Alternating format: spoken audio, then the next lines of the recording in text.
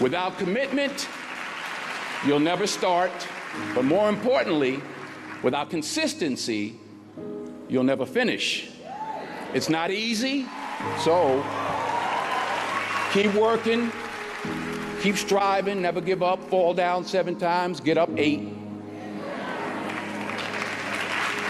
Ease is a greater threat to progress than hardship. Ease is a greater threat to progress than hardship. So keep moving, keep growing, keep learning. See you at work.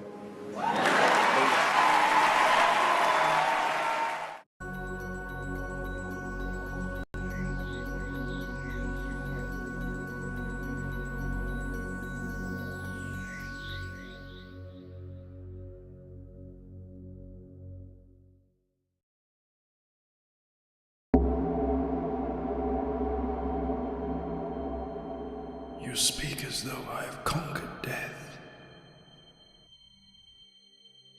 I live death every day.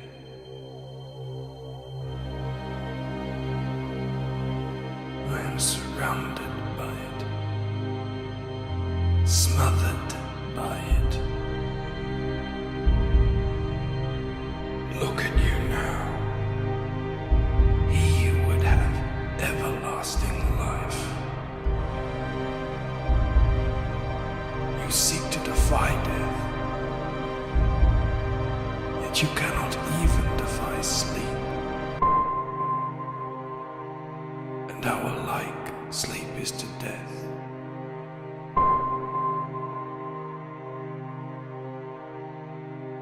It is a painted death.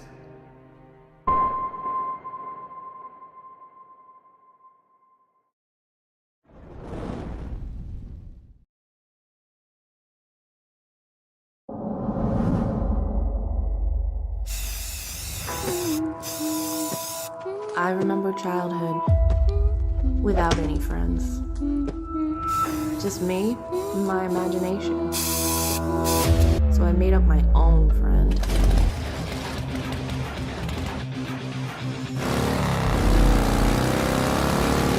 Crim's my best bud. I don't know what I'd do without him. But there's some things we should keep locked away. Not the imaginary friends, but the imaginary fiends.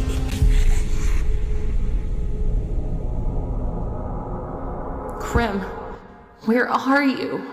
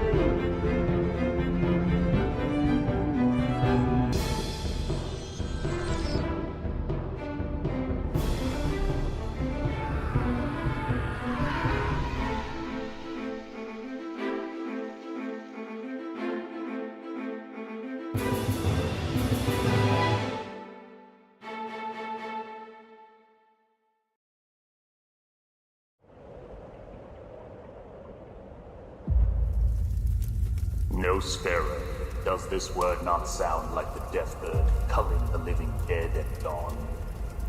It is the name both ghouls and demons dare not say, for they know it means death for the undead.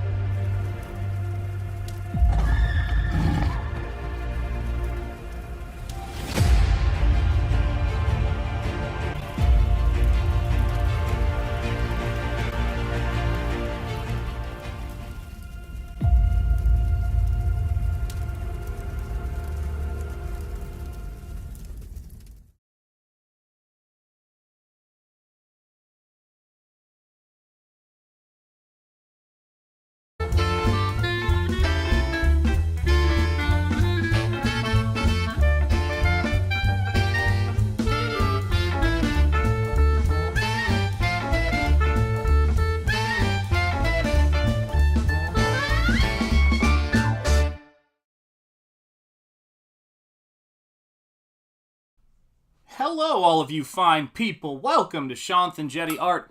I am Shanth Enjeti. This is my channel. Welcome to the Speakeasy Inspiration Preserve. We've got some fantastic people here in the chat, including some legendary channel members. Let's see who we've got here. We've got first and foremost Stephen Rockwood Drawing, always preaching the good gospel here. We appreciate you, man. 545 backers. Guys, I've got so much to talk about when it comes to that book today. Let me tell you, I'm very excited. Blackjack, hail CG. Indeed, hail to you, my friend. Leg Kick 1, it is great to see you, Leg Kick 1. Dropping links, Stephen Rockwood going crazy in there. Hello to Ray, how are you doing? Tugs Web Guy, it's great to see you. Channel member, Admiral Wackass in the house. It is great to see you, Admiral. I hope you are doing well, my friend. We'll see how long my voice holds up. Should be doing all right, hopefully. Sheeple Hunter in the house. It is great to see you, Sheeple Hunter. Let me make sure I'm not missing anybody. Okay, hang on. Okay, got you. And then, let's see, Leg Kick 1. Improbi channel member. Improbi is here, my friend. I bow to you, channel member. How are you doing, sir? It is great to see you. We've got J-Bot Art in the house. Speaking of artists, it's great to see you, my friend. I hope you're doing well. And we've got 80s Made Consumer, my brother. How are you doing, my friend? It is great seeing you here in the chat. Yeah, I kind of look a little human today. I will tell you, it took some doing, though, guys. It took some doing. So, holy cow, lots and lots of stuff going on. Been working like crazy, been recovering from whatever this crazy thing is. It's trying to hang around. Hold on a second. We've got channel member General Piggy in the house. Hail, General Piggy. It is great to see you on this fine Tuesday, wherever you are. Hopefully it's Tuesday, could be Wednesday if you're in Oz. So, to all my Australians, happy Wednesday. To all of you folks. But it's great to see you guys. So, I have been finally, when I started recovering, it was great because I was able to get back to work. And I will tell you this, is that one of the things that I find kind of great about getting sick, if you're going to get sick, what is up, and I'm going to see if I can say this, I think it's Keen Scene. Happy Mardi Gras. Happy Mardi Gras to you, my friend. This is the thing about it, is that if you're the kind of person who hates taking breaks and hates taking vacations, then when you can't work, it drives you nuts, but it also makes all of that energy and all of that passion you have for your work kind of back build. So I've just been painting up a blue streak. Guys, we are getting into, so I'm not going to try to talk too much about what's happening on these pages, but we're definitely getting into spoiler territory because once I wrap up the detailing on all the pages, well, let's not even say that, because, yeah, it gets into the weeds there. So this page right here, the one that you're looking at, is there's of the last 3 pages in the book. There is the last page is a full page spread or a full page image, so it's not got any sequential storytelling. This is the first of those 3 pages, so I have one more page of sequential storytelling after this page to get painted on board. Ponder that for a minute. How crazy this journey has been. It is unbelievable. I thank you guys for being here. So many of you guys from the very beginning, and I appreciate it. And this is crazy. Yeah, I was already nuts. Yeah, absolutely true. Everybody saying hello, hello. We got channel member Eric Grant in the house. Hail, Eric Grant. I love that. Speaking of my superhero journey, that would be where it started right there with Mr. Christopher Reed. It's just one of those things. Aetherline, it is great to see you. Hello to you. I hope you're doing well. Man, the chat is hopping. So this is the thing I'll say that has been so cool about it. So I was feeling sick. I was feeling, run down, blah, blah, blah, all of that stuff. The world's smallest violin is playing for me. I had, it was great. I got some downtime when I was sick and was able to kind of, just thumb through the book, look at different things, all that kind of stuff, and look at the pages. Since I've come back and been of sounder mind, we'll say, working on this book, I cannot tell you how amazing this book looks. It is, guys, it is crazy. And it's interesting because while I was, recovering from this thing, which was it's been so obnoxious, it just won't get out of your chest. It's one of those things. It's like fighting Mike Tyson, for heaven's sake. It just it gets in your chest and starts laying waste. But one of the things that's been really kind of amazing about this is I've been watching a lot of videos. And I've been watching a lot of videos. I watch a lot of Eric July because I think he's just incredibly sound on his take on a lot of things when I'm not looking at, stuff that's just purely for entertainment. And one of the things that is kind of amazing about what we do in this space in terms of, let me move the camera just a little bit because I want to make sure you guys can see that. But one of the things that's crazy about doing this is the folks who have been there with you from the beginning, like a lot of you guys have, and hell, I mean, it's not like I'm against people joining this journey late, by all means. I mean, as Stephen Rockwood was saying, got 2 new backers on the campaign, for heaven's sake. But you guys have been watching this thing happen. It is a unbelievable thing to go from pitching a project, not knowing how it's going to do, and then looking at the almost completed book around you. Because when you work and you do your artwork as originals, you can actually measure them. They're like a physical thing. They're a stack of work. And when you're working on thick, illustration board like I am, it's unfrickin' believable to just see how substantial all of that work is and how much stuff that you've done. And it's going to be absolutely incredible when this book is put together finally. And the text and everything is on it to see, because the artwork is fantastic. The story is just, man, I'm so excited to share the whole thing with you guys. Oh, and that's the thing that that's kind of been on my mind lately. Gosh, guys, so many people here in the chat. Thank you for being here. Appreciate it. That's one of the things that I've been thinking a lot, as far as this book goes, and as far as one of my big kind of governing philosophies on it, which is somebody who's in one of the sort of chat rooms that I'm in, or what do you call it? I don't even know what you call them. Message groups? Is that what you call it? Somebody who was in the group was talking about recently picking up a copy of Amazing Fantasy number, I think it's number 15, or is it 15 or 16 that has the first appearance of Spider-Man in it? And they were saying something that I thought was so brilliant. I can't believe I made that mistake. They were saying something that was so brilliant, and it was so true. And they said it took I think it's 15, but I could be wrong. They said it took 16 pages in that one issue to introduce the world to Spider-Man. And I've been saying before, 15. Thank you very much. I knew you guys would know. It's because of the 16 pages through me. But no excuses. No excuses on that. But they were saying it took 16 pages in that story to introduce the world to Spider-Man. And we talked before on a previous stream that it took 7 minutes, I think it was, and 45 seconds to introduce the world to Mickey Mouse with Steamboat Willie. And that's the thing that I keep coming back around to, guys, is that people will join this the journey of a character if they are kind of bowled over by how much plot they get in that book. But it doesn't take some of the greatest things that you've ever seen have taken so few pages or so few minutes to just imprint themselves on the public consciousness that it's staggering, man. It is just staggering to see.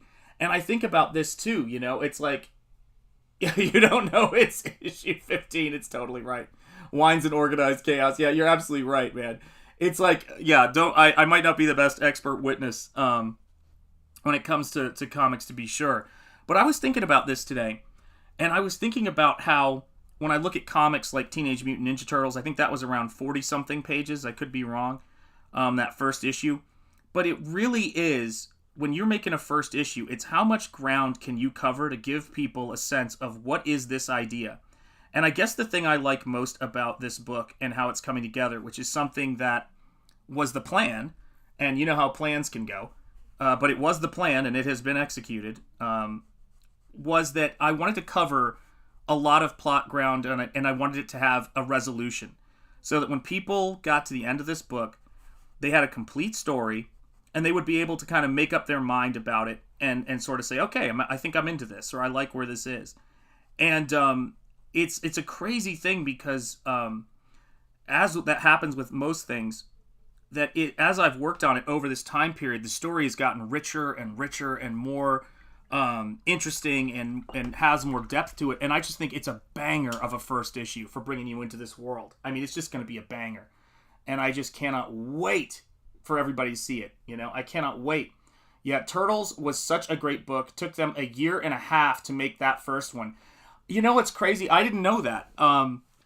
That's wild, because I've done a lot of looking into it, and I can't imagine them sitting, in the apartment with Peter Laird's wife, and Kevin Eastman was living with them at that point, and just late night, just messing around, coming up with that. But I think we all know where we were when we had read those comic stories that kind of hit us like a ton of bricks. And I guess that's the thing. And by the way, Hale, it is good to see you, Mighty Geek Studios channel member. It's wonderful to see you in the house, my friend. Make sure I got you on the screen there. I clicked on it and then my hand did a little stutter skip and I wasn't sure. Ellie Munoz, it's good to see you, channel member. Hale Waffles, glad you're feeling better, Shanth. So am I, man. I'm gonna keep on pushing things. We'll see how I do. But this is the crazy thing, right? Is that even in the world of manga, we look at those journals and there's so many pages in those manga books, but manga stories are tried out, in those anthology manga magazines or whatever they are. And they're really put to the test. And I was thinking about how there's this aspect to comics and there's this aspect to ideas when you're pitching them out there, which is a little bit like the Gong Show. You have to pitch it, people take a look at it, then there's the next level. If it funds and it gets to come out, then people take a look at it and they decide if they like it and if they wish they had backed it and if blah, blah, blah, blah. And you see all this stuff. And all of this is such an incredible process of putting things out there.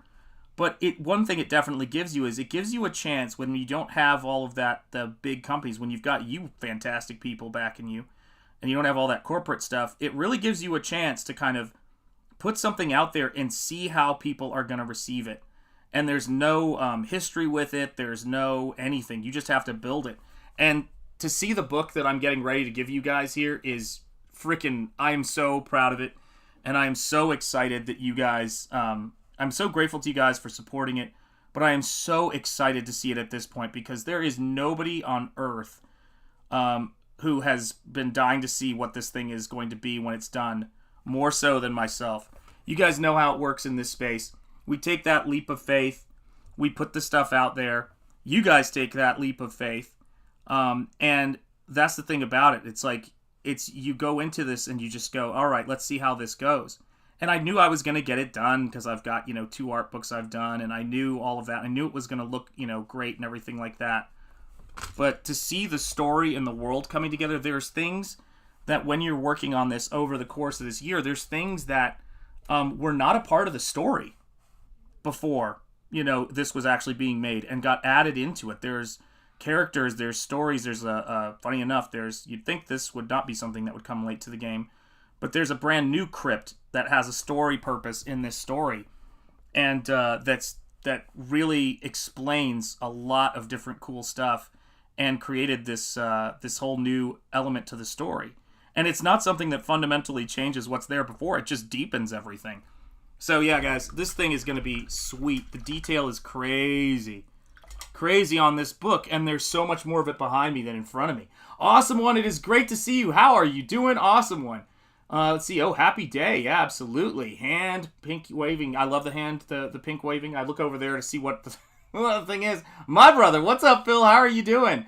It is great to see you, Phil. Phil, by the way, Lost Pages 3 is, as you guys saw, I love when a ghostly ghoul has invaded my book. It makes me happy.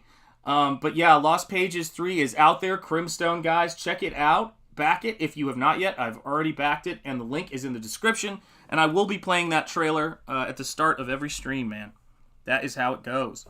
But, when I was working on... I'm working on this kind of close-up right here of this character, Amun al-Hazared. He and Nosfero evolved out of certain concepts I was playing around with art book number 2. And I didn't know that, at that moment that was going to be the character that was going to be the one I put together. You're welcome, Phil. That I used for my first Comicscape book yet. And all of this stuff, when I start thinking about the intro to this book that I'm going to be writing, because I actually don't write my intros typically. I have other people write them. One of my best friends in the world, Phil. Phil is one of my good friends. Nick, Phil's also a good friend, but Nick, who's my studio mate, he wrote the intro for my first art book. Another buddy of mine who was a concept artist on Guitar Hero, and one of my former students wrote the intro for art book 2, which some of you guys are going to be getting. And I decided with this book, we'll see if I chicken out or not, that I was going to write my own intro, because I have a couple things to say about this. You know, I definitely have a couple of things to say about what this experience has been for me and my family and all that stuff. Yeah, Phil is above us now, a Flashcaster. There you go. Oh, is he on? Is that Yellow Flashes? Is that what it is? Is that Yellow Flash's show? Is it called the Flashcast? I'm pretty sure it is, but you guys got to understand I'm getting over a cold and I'm still trying to remember what the hell I'm saying half the time. But yeah, Yellow Flash is awesome, man. I've been watching that guy's stuff whenever I'm painting late at night. It's definitely in the mix, man. Hell yeah. Let me see here. There we go. Yeah, I am here with you all. Awesome one. That's absolutely right. I shall never leave. There you go. That's right, man. Eric Weathers, man. There's my brother. How you doing, man? Holy cow, man. We're getting up on it, man. We're almost there on this book, dude. It's great to see you, brother. How you been? Yeah, guys, seriously, for anybody who's gotten whatever these little funky things are that are rolling around, man, some of them just take a while to clear. They are so annoying, man. Let me zoom out and see if I can get that light on there a little bit better. Apologies if you see anything that's a spoiler and ruins your day.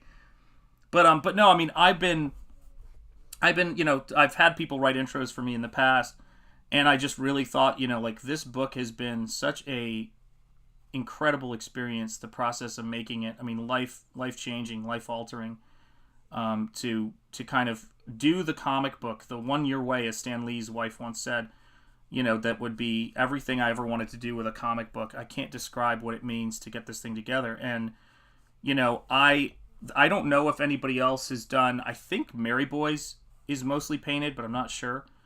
But there's a reason why there's not a lot of people who do painted comic books, and even people who do stop doing painted comic books. There's so much involved in doing this stuff by hand. It's crazy, man. Let's see. Hey, Lloyd, how are you doing? It's great to see you. And hail, Voyager 47. Great to see you, too. My body is ready, says Eric Weathers. He's absolutely ready, man. This right here is not the last page, but there are 2 more pages not on board.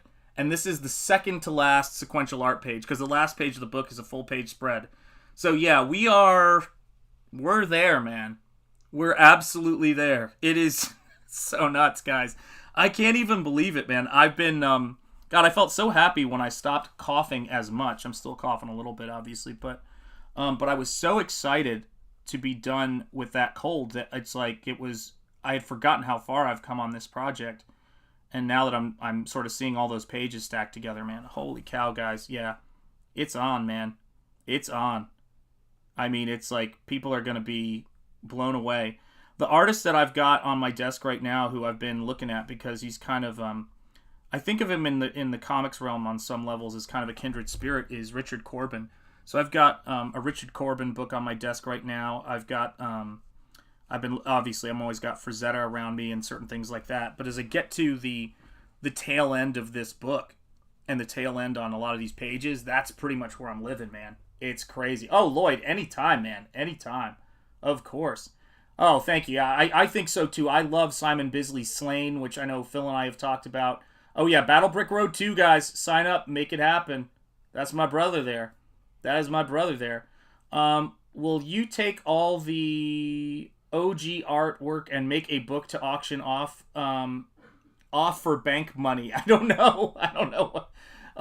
My goal is gosh, yeah, I have an idea for a book once we get there. Clip Studio Paint is great for painting. Amen. What is up, Henry Thrun? Great to see you, my friend. I hope I'm pronouncing that right. Is it Thrun or Thrun? Let me know. Correct me in the chat. And the immortal words of Joan Lee, just do a book the way you want to do it. Yeah, hail Stan Lee's wife, man. Painted robot book would be cool. Hey, listen, I've seen some good ones. Phil Hale had one, I think. Was it Phil Hale who had one? Or was it, gosh, I know somebody did. Oh, Ashley Wood, I think, had one. I was trying to think of what the name of the artist was, because I know they were inspired by Rick Barry, if I'm not mistaken. Cool stuff. But guys, it is incredibly satisfying. I think it will show in, obviously when you guys see it in the book form, but man, to see a stack of artwork like this is nuts. It's going to be even cooler when it's in pages and in spreads, but yeah, the world is, I think it's probably one of the coolest sort of monster horror comic worlds that have probably ever been created. It's that perfect mixture of, horror and fantasy pulp stuff. And it's something that nobody's ever seen before. I mean, let's think about this. I've worked in comics before, and I've worked in illustration and concept art, all that kind of stuff. But the coolest thing in the world about this is, even though I have, this book is kind of coming out of nowhere. And I think a lot of people are going to be caught off guard. I mean, to get this book over 30K and being, unknown in CG, outside of the videos and things like that is a tremendous amount of promotion, tremendous amount of work. And you guys have been awesome, as far as that stuff goes and backing it and everything. But now is the part that gets kind of easy, right? Now's the part where people see the book and they know what they're getting, man. Oh my gosh, yeah. Battle Brick Road's awesome. The stuff I've seen from Battle Brick Road 2 is absolutely crazy. One of my favorite painted comics was Suspiria. Suspira from Chaos Comics. Love Chaos Comics. Absolutely amazed by those guys. They've given some great inspiration too. What's up, God Blade? Hail to you, my friend. Let's see here. Alex Ross has some good stuff. Yes, he does. And even he's tired. What's up, Tari? How are you doing? Shanth the man finally caught the stream. Yeah, dude, I have barely been back on my feet, so it's not your fault. I haven't been streaming very often, man. I'm like, holy cow. It has just been absolute craziness. But, I remember seeing Alex Ross's stuff when I think I was a junior or senior in college was the first time I saw it. And, I was like, and Marvels had been out for a while, so it was just because Kingdom Come was such a big launch. And I saw that stuff, and I thought, wow, that is insane. He's hand painting an entire comic, because I'd seen, Meltdown, Havoc Wolverine Meltdown and things like that, and the Mystery Play and things like that. But holy cow, guys, it is an endeavor. It is an endeavor to do stuff like this. But man, this is the only way I can think of getting that kind of Frazetta, painterly quality to it and getting that energy. My stuff has improved so much working on this book, and it sharpened my skill set so much working on this book. It's been amazing, man. I've learned more doing the art books in this book than I think I've ever learned doing, in school or from anything else. You just learn so much from actually doing this stuff. Painting fabric and perspective and all this stuff is great. What's up, Random McGranderson? How are you doing? Let's see here. Let me see here.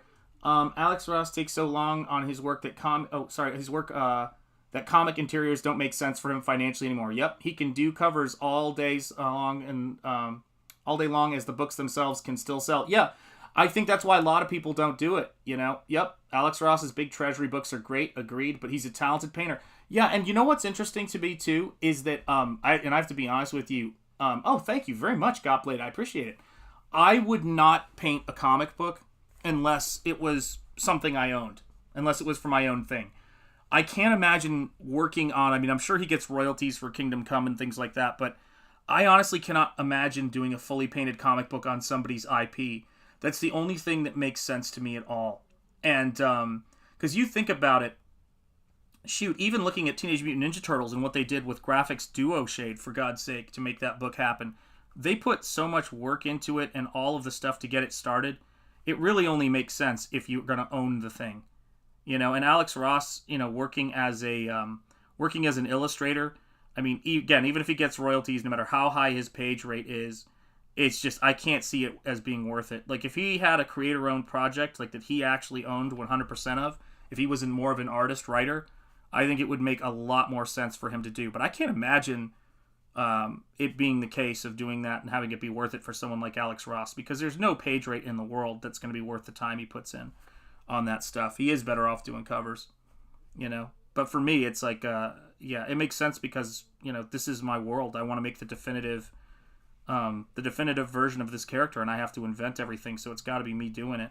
It's got to be me making it happen. What's up, American Comics Company? You're always in good company when American Comics Company's in the house. Amen. And let me see here. I don't think Alex Ross is pulling the same page rates as other artists. I think his work is gotta be much more money per page, as it's the only way it makes sense. Oh, and I'm sure he's got to charge, and if he didn't, I would be mortified. But he's got to be charging a fortune for his covers. My goodness. His stuff, again, we talk about this stuff. Alex Ross has built up a reputation and a track record that he sells comics. But let's talk about even somebody like Ethan, for that matter. Ethan has created so much stuff in the Green Lantern universe that a page rate for him, even with royalties, he's better off working on Cyberfrog. I mean, he owns Cyberfrog. If he has, like, you know, as he keeps having more and more interesting and amazing ideas, why on earth would he, you know, want to work somewhere where he's getting paid a page rate and they're getting all the royalties? As evidenced by the fact that I know a lot of us are going to be getting those Cyberfrog action figures. And, you know, does it guarantee you that you're going to make, you know, X, Y, and Z, you know, or $1 million here or something like that? No, it doesn't. But it does mean that the time that you spend on it is going to lead towards something you own. And that's the one thing you definitely can't get back, is the time. I mean, the amount of time it takes to make a comic book, it's just in your interest to have it be something that you're that connected to, something that you own. And that's been the big process for me about doing this stuff, is I've always known that's the way to go, so I've been doing that stuff for a while. Yeah, Alex Ross only works traditionally, and his stuff, he's a savage, man. His stuff is great, man. He's absolutely great. I always enjoyed, I did have it. I always enjoyed Green Lantern before I knew he worked on them. Yeah, I mean, there's a reason why he's got his rep, man. It's crazy. What is up, Tahiki? How are you doing? I love comics in which the inside art is as good as the cover. Amen. Yeah, Alex Ross, Sam Keith, Eric Powell. I've heard a lot of great... Eric Powell, I remember when the Goon came on the scene, people were just like, dude, you got to see this. Juan Jimenez, absolutely come to mind. Speaking of a legend right there. Ross makes a lot of money from selling the original paintings, too, as well. Like 20 grand sometimes. I don't even doubt it. And that is... I mean, you'd have to. I mean, that stuff is beautiful. That stuff is you know, masterful. I mean... When you think about this too, guys, is there's less every single year. There is less and less original artwork available. The more people who do digital work, the less original artwork there is, and illustration. That's why on my website, shanthenjetiart.com, I'm putting up originals. I'm selling them directly, you know, without Indiegogo or without a middleman on any of that stuff, because, you know, originals are something that people want to have more and more, these artifacts of this time, because, again, the more digital artwork that gets made, the less of this stuff there is in existence that's new. And so, yeah, I mean, I understand why there's, you know, I understand why Frazettas sell for millions of dollars. It doesn't shock me at all. Shoot, there was a, one of you guys might have tagged me in this or texted this to me, but there was a, one of the covers or illustrations from Hergé's Tintin sold for some absurd amount of money. Because, again, it's like, how many Hergé originals are there in the world? Talking about a iconic book. And I don't know, that also started as newspaper strips and a short. So Hergé was, you know, launched Tintin in just a handful of strips. And then it became this mega global phenomenon. So you never know. The stuff starts small. The stuff always starts small, and you guys who were here for Nosfero at the beginning, you're a small group, guys, who are a part of this, man, and I appreciate it.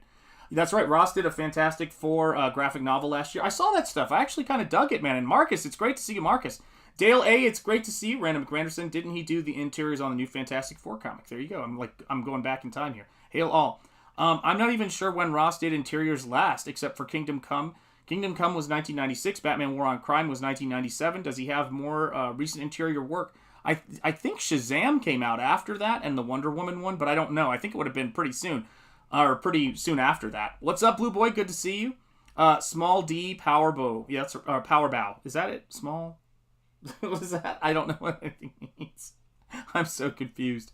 But it is great. Yeah, I think I like his Fantastic Four style. Alex Ross is interesting because I've seen him work in like a Bruce Timm style. I've seen him do a lot of different stuff like that.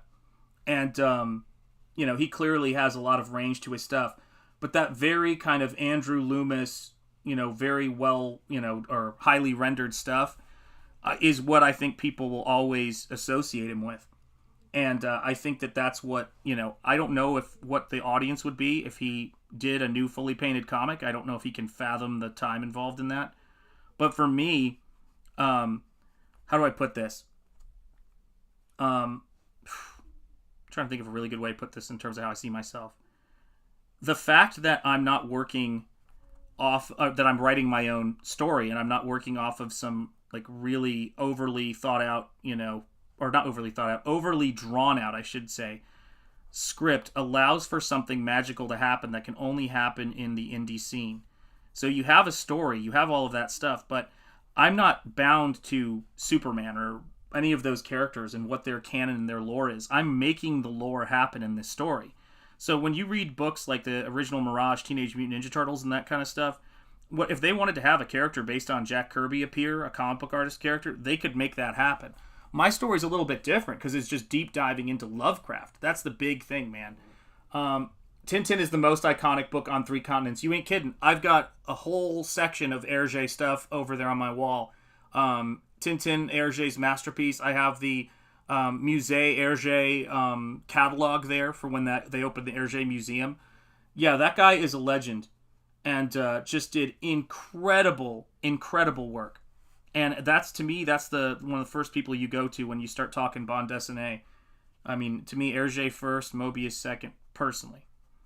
That doesn't mean there aren't other really great books, but I think those are the guys who've had the biggest global influence with their stylistics. You know, Hergé with Linclair and all of that. But, you know, when people get Nosfero, there is this different thing that I respect people who come in, work, you know, have worked for what the mainstream was at, you know, I don't know what it is now, but, and laid down like their version of Spider-Man, like Todd McFarlane or any of these people who've done that kind of work.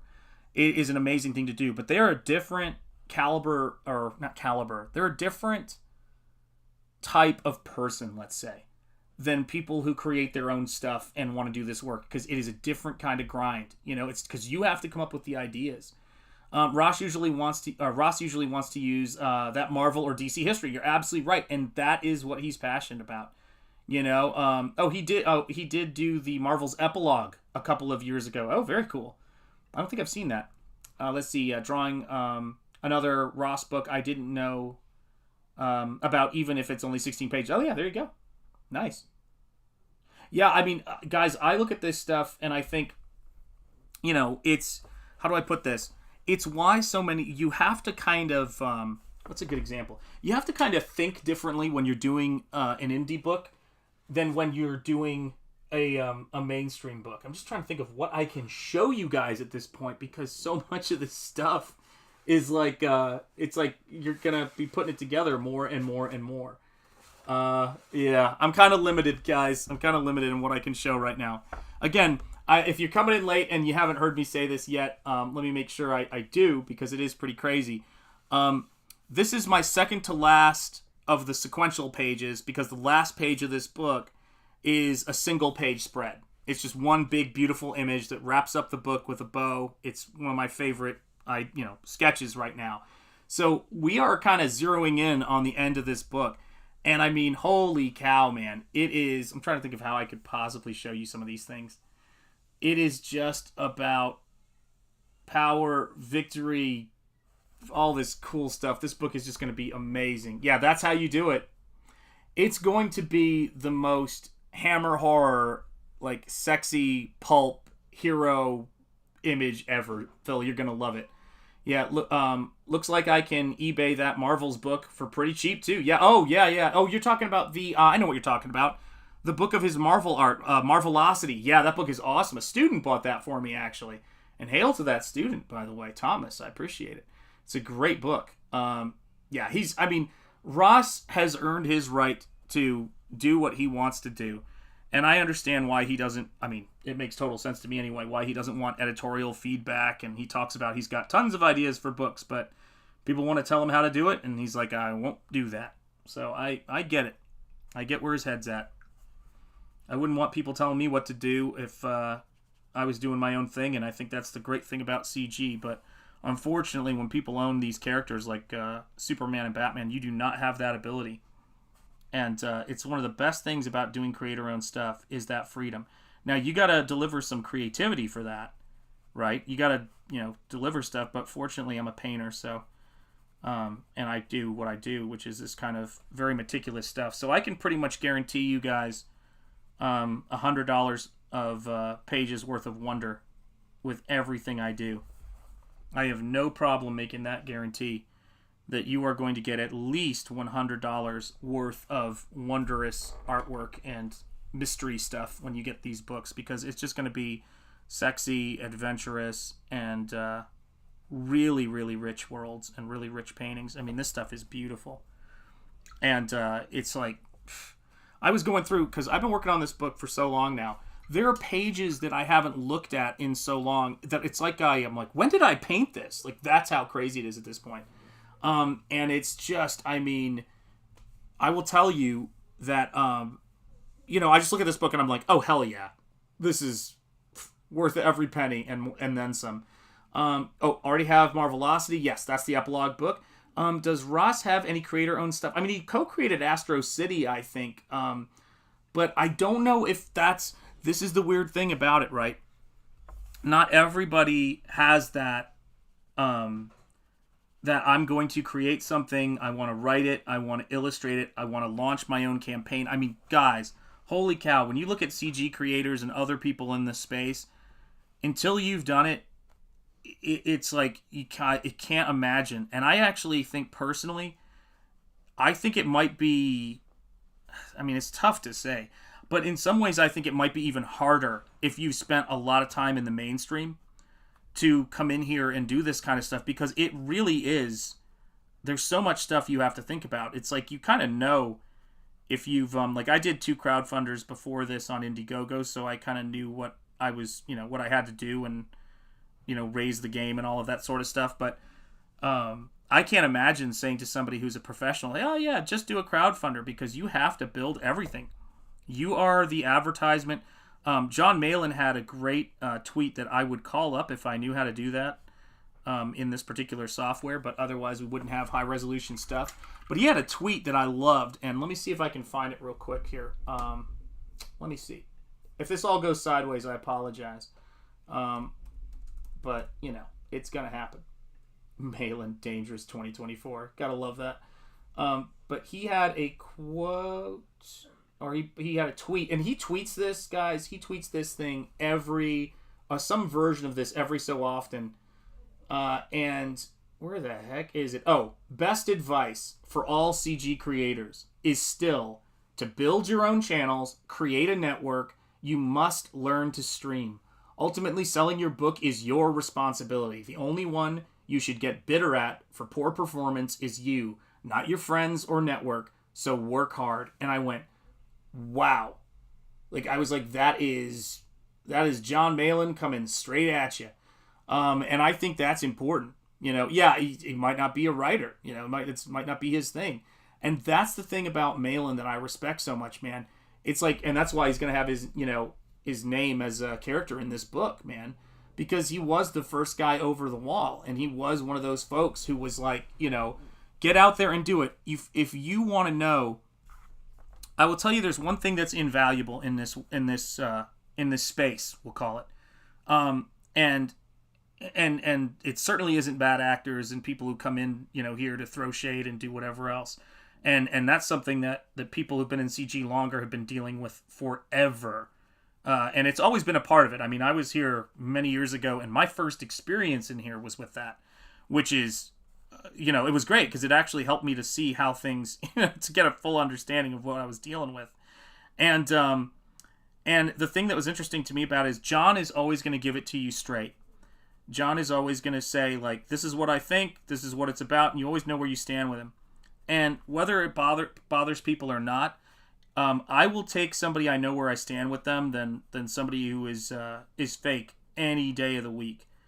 And I think that's why, you know, you gain respect. People, you guys spend a lot of time here with me streaming. You know, you guys spend a lot of time here, and so you know what this is about. And so it's shocking how difficult it is for people to just come into the space and work hard. I mean, guys, it's all there.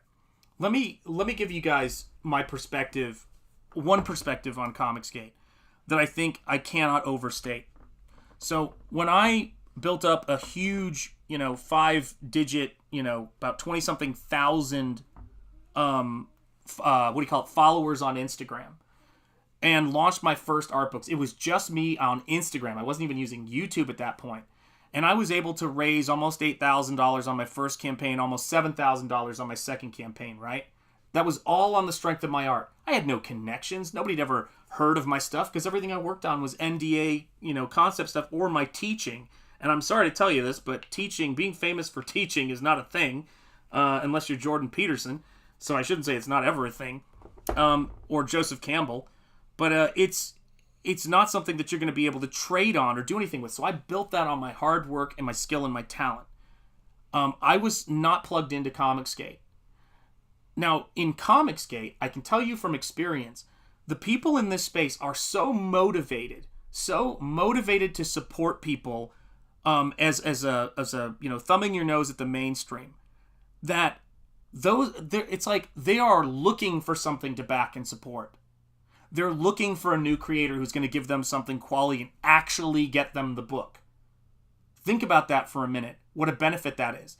So if I had come into Comicsgate and I had made those same numbers, I don't know if I could say honestly that they would be the same kind of numbers. Because I know I've raised crowdfunding before this. If you add both those campaigns together, I think it's what is that? Can't do math at this point. Maybe about $15,000 gross. That's not profit, but $15,000. That was a really good lesson for me to understand what Comicsgate is. But when you say you're Comicsgate, I wouldn't say, look at whatever you've raised. If you've used the hashtag and you've plugged yourself into the Comicsgate network, look at whatever you've raised. And imagine that you would have raised, let's say a fifth of that, and that's probably what you would have done on your own. There's no scenario where somebody comes into Comicsgate and is hurt in terms of how well their crowdfunding does because of Comicsgate. I want to make that super clear. Super clear. If anybody says otherwise, they're insane. They're delusional. Because Comicsgate only helps your book. Because you didn't have love from the mainstream to start with. You didn't have love from, your fan base to start with, then that's what's going to happen when you get into Comicsgate. Kenneth Rocafort had a huge fan base when he came into CG. Huge fan base. If you're making even a 20th of what he's made on his book, that to me is insane, right? If you've got no fan base. Comicsgate is crazy for that, man. My mind wanders when I work on stuff in the same way. I'm sorry, I love that comment. Complete. I think the chat might make it easier. It gives you stuff to talk about. Otherwise, there's no back and forth. Yeah, that's true. I don't know. I bought Glenn Villapoo's drawing manual on the strength of his teaching. Let's talk about that. I mean, that's genius. The same thing. Is that, have you seen Stonehouse's Anatomy? I mean, I bought that on the strength of that guy's book. It's amazing. Whack ass, what's the ETA? God, I'm going back in time to read. The hardest thing to imagine about streaming for me is responding to the chat. It is difficult. I'm not good at holding a conversation. That is why I love what John said, man. John was great about that. He said, you have to learn how to do it. That's the big mistake people make, Ron Friends and Tom DeFalco did a crowdfund on IGG and it didn't make much. It was a floppy though. Yeah, and that's the other thing. What is the product that you're selling people? So it's like, I always think that, and Michael Bancroft and I did this once on my stream, go back and look at our first live streams we did. They are, like, cringe has become such a cliche word, and I don't think it's offensive enough for what our live streams were like. I mean, brutal. And you look at this kind of stuff, and you think, like, whoa, like, how do you put this stuff together? And, like, how did you get to where you are now? Practice. Every single thing we do. Now, John talked really well. Gosh, I'm talking a lot about Malin today, but I don't care. I like giving Coach some love here, man. This is the thing. How do I word this? This is a huge part of your job. I'm an introvert. Now, I know John Malin's talked about being an introvert. People are crazy if they think that this is our socializing, like all our socializing. I love coming in here and hanging out with you guys. And yes, in a sense, it is socializing. But it's to promote my work and promote what I'm doing. If nobody shows up, and there are plenty of streams that I did and streams that people do now where nobody shows up, you're not being entertaining enough. And that's like, it's like, I'm like, I got to get a better camera on this. I've got to learn how to get you guys higher resolution streams. And that has been, like, put this over there. There we go. That's a little better. I'm going to move this around. Sorry for all the noise, guys. It's always tough for me to get an angle that works for you and works for me. That's the hardest part of it. However, these are good problems to have.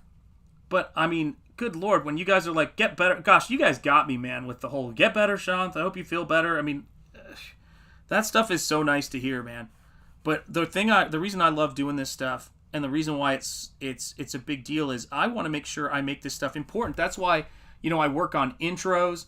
That's why I'm always trying to keep the streams positive and enthusiastic. That's why I try to respond to the chat, while I paint, because I think that that's important for people to see what's going on, and when people gave me feedback and said, you know what, Shanth, we'd rather you just talk to us and paint, that's what I do. So it's a huge part of it. And at the end of the day, I'm responsible for, the success of this channel and the success of this book. But yeah, I mean, what's great about it is if you do Comicsgate right, and you don't depend on other people building their channels, and then you kind of benefiting from it, holy cow, you will learn at the exact pace you need to. So yeah, I built myself on social media first, and that actually gave me the sense that maybe I should make an art book. Made 2 art books, and then I came into Comicsgate. Guys, I'm begging you guys, any of you guys interested in doing this stuff, don't just stream, and this is a big thing here, don't just stream. Oh yeah, Stonehouse's Anatomy, you have it too, awesome! Yeah, it's great. Oh cool, Villapoo's book is literally a drawing manual. Oh my god, I have to check that out. Yeah, I'm going to come back and get that written down. Let's see here, yeah, I got the DeFalco Friends Indiegogo book, reminiscent of their work together at Marvel, but it wasn't their best work.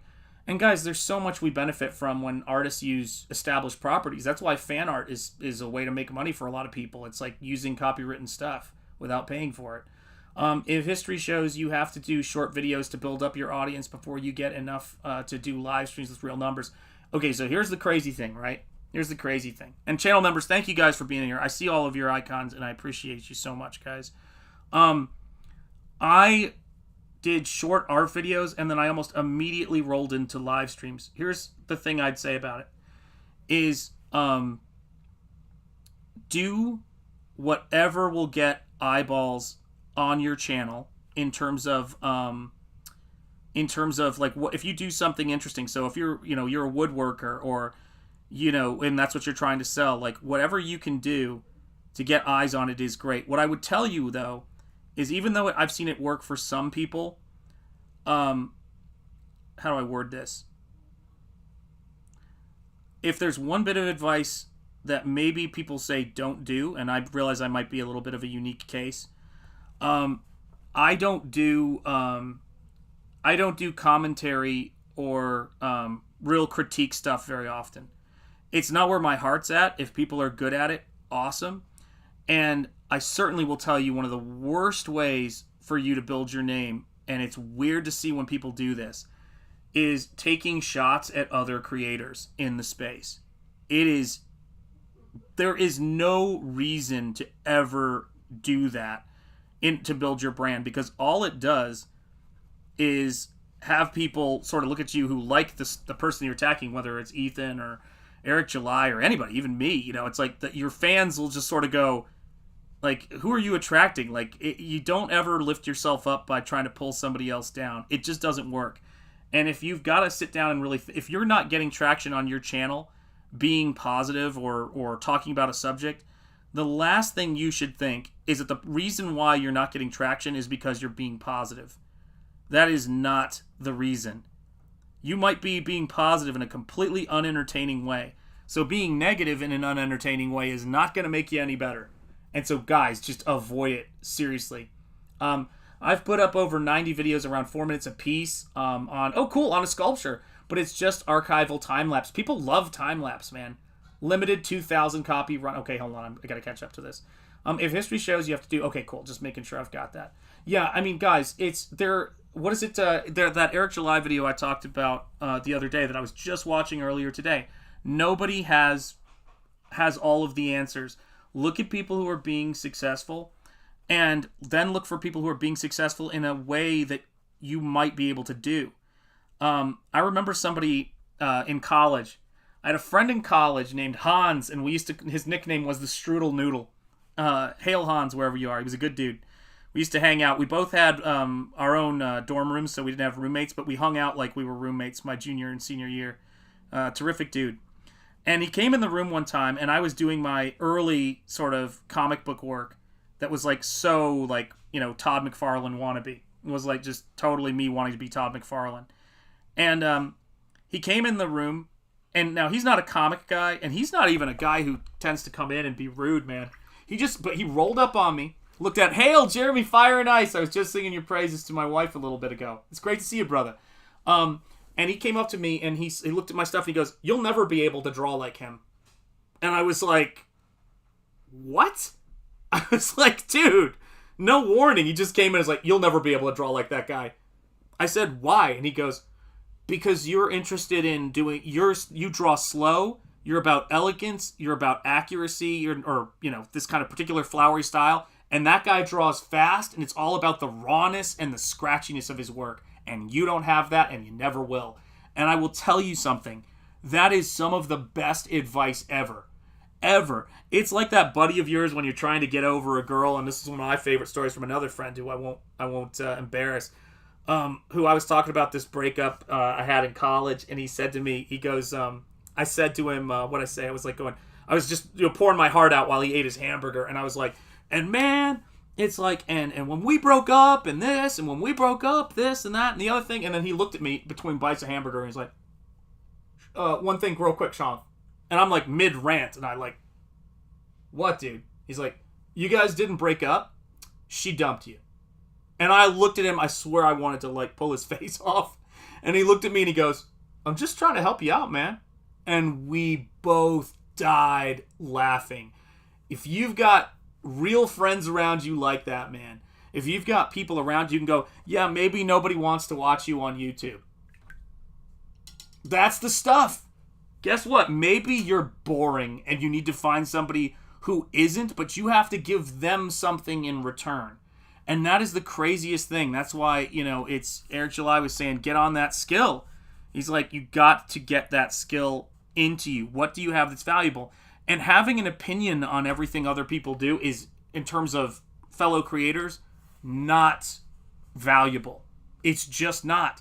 That's something that is usually your inner circle, right? It's a very weird thing. And that's why, when I hear people talk about who are professionals, they go, like I used to say, even when I was teaching, even if it was somebody I couldn't stand that I worked with, and students would go, "Oh man, I hate this part." I said, don't run other teachers down in my presence. They're colleagues.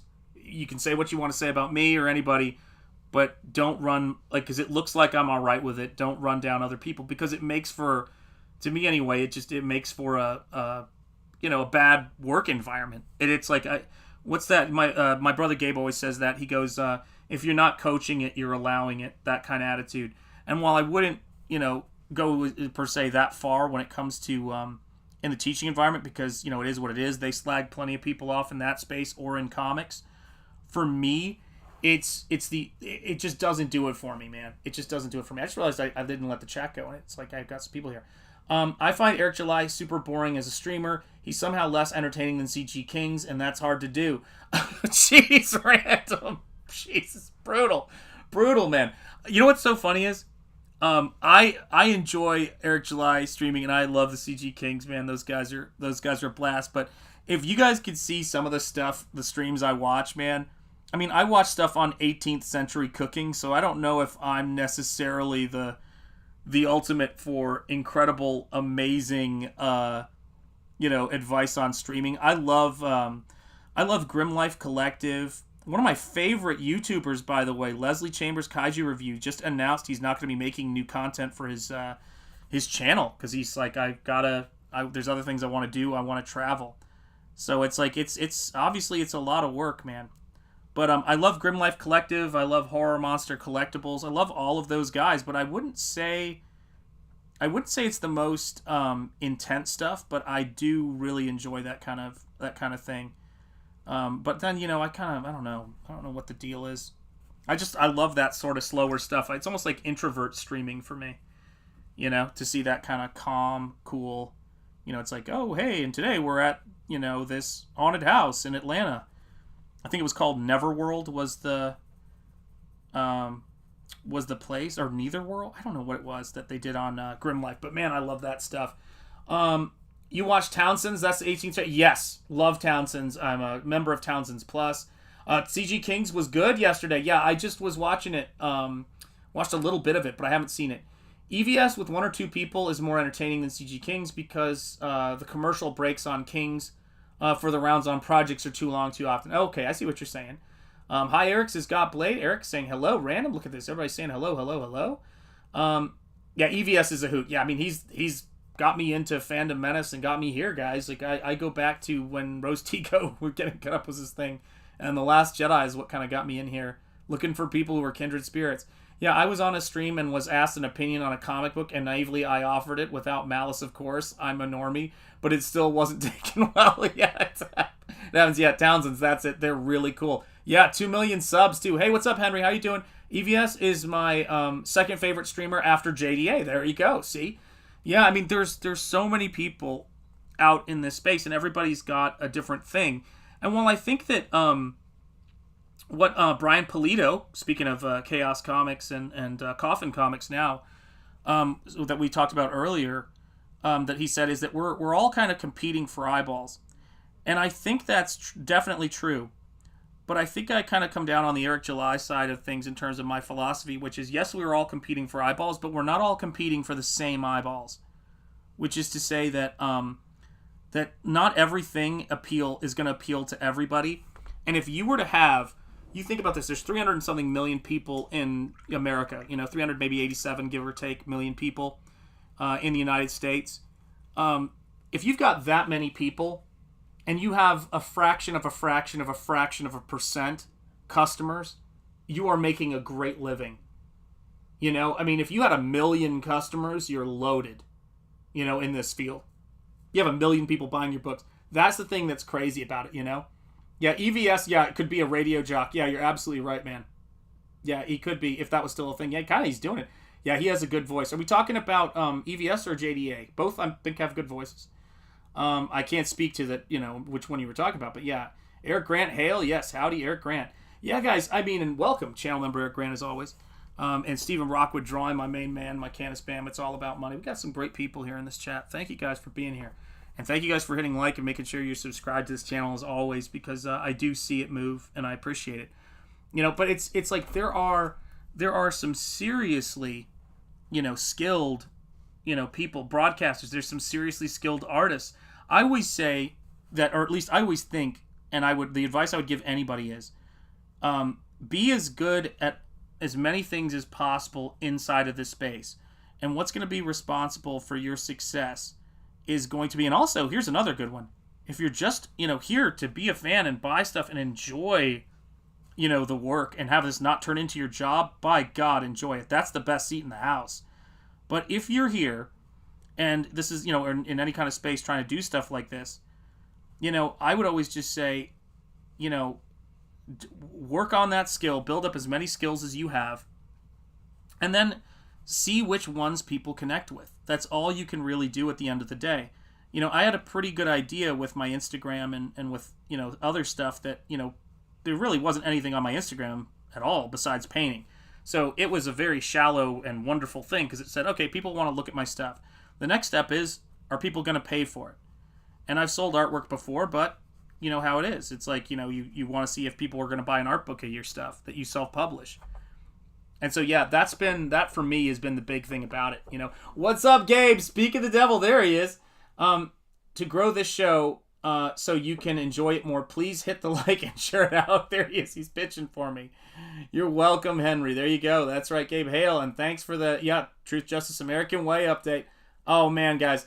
Look, I know we got to keep spoilers under wraps, I know we got to do it. But, man, I get to see the best thing about having CG Brothers, man, is you get to see so much behind the scenes stuff, guys. It is so cool, man.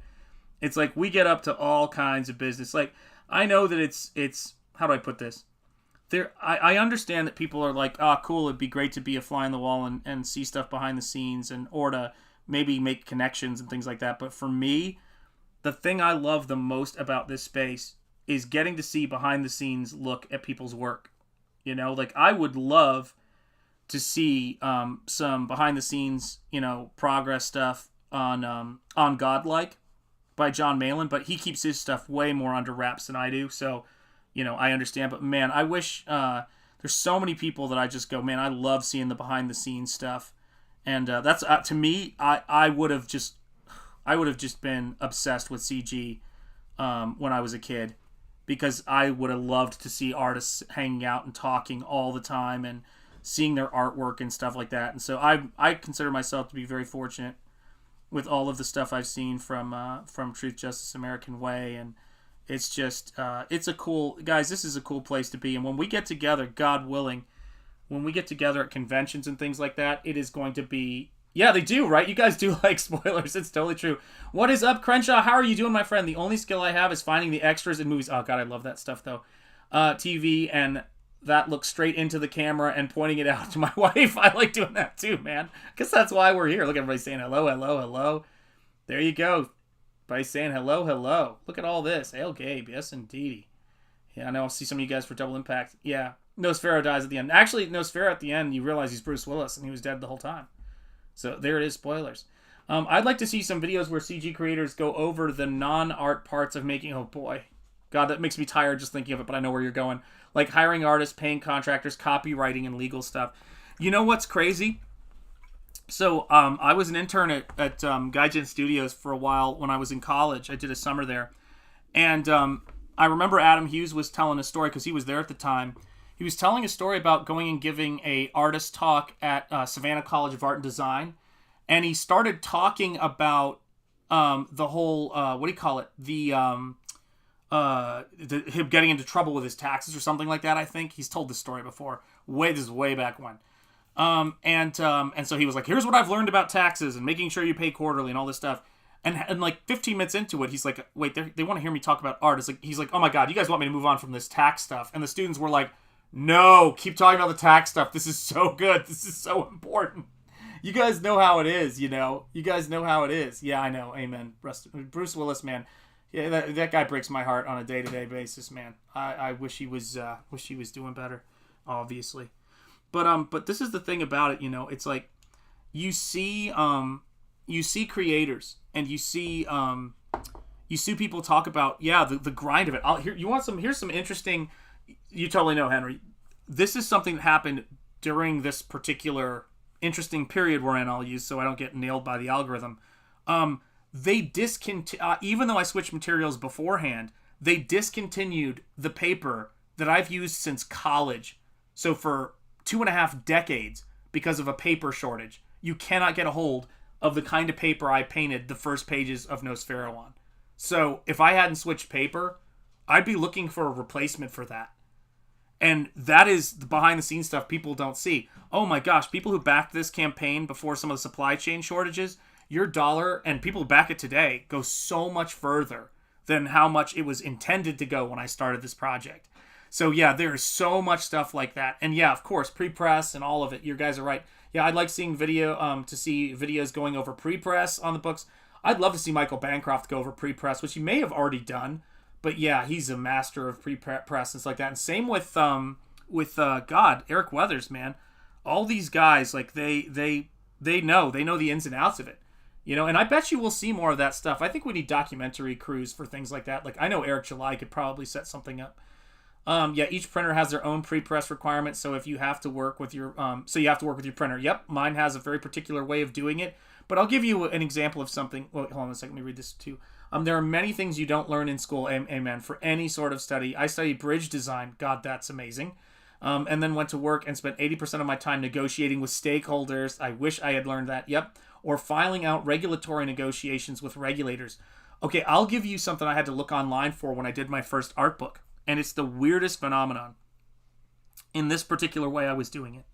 So I was laying out my stuff in InDesign. Of course, I would export it as a CMYK file. Well, what I learned was that it would deaden my reds for some reason. I was trying to figure out why InDesign at that version, at that time, was killing the reds in my artwork. And then I read something really interesting and obscure which said, don't convert your artwork to CMYK when you scan it in and you have it in Photoshop. Keep it in RGB, bring it into InDesign in RGB, and have it then exported into CMYK, and your reds will be stronger. And it was absolutely correct. Those are the things that you learn when you're painting and you're working that you would just not know if you didn't do it, man. it's you would not know if you had not done it before. And if you, by the way, and if you also didn't care about the quality of the book and you just kind of like missed the fact that all of a sudden the color red in your books were, you know, completely desaturated. But that was just one of those little things I learned about InDesign. And I've done stuff in InDesign before, but it was a new experience, you know. And then you get your you know, dummy copy back of the book or your proof copy, and you go, okay, I gotta fix the reds there, fix those margins. My printers have always been really great to work with. You know, they would just send me stuff and go, I think you're gonna think this is too dark, man. You know, I think you're gonna think these are off, you know. And yeah, sometimes they're right, but I will tell you, if I think that there's something off even remotely with the colors, I'm going to be getting that second and third proof. I never worry about ordering more proofs when I'm getting, you know, to that phase, because, you know, once you give them the go-ahead, that's it, man. The book is being done. So yeah, I've ordered second proofs a few times just to make sure, because they could say, all right, we'll fix the colors just like you said, and they probably would, but I won't feel comfortable unless I see that second proof, man. You know? Let's see here. Me too. I use CRYPT and Inkscape currently. There you go. Gosh, you guys are ahead of me on a lot of stuff right here. I kind of assumed that Photoshop and InDesign would have the same conversion algorithm. So did I, yeah. Let's see here. Oh, crap. I'm trying to avoid all Adobe products. Yep. I hate the bloatware and the subscription service. You ain't kidding.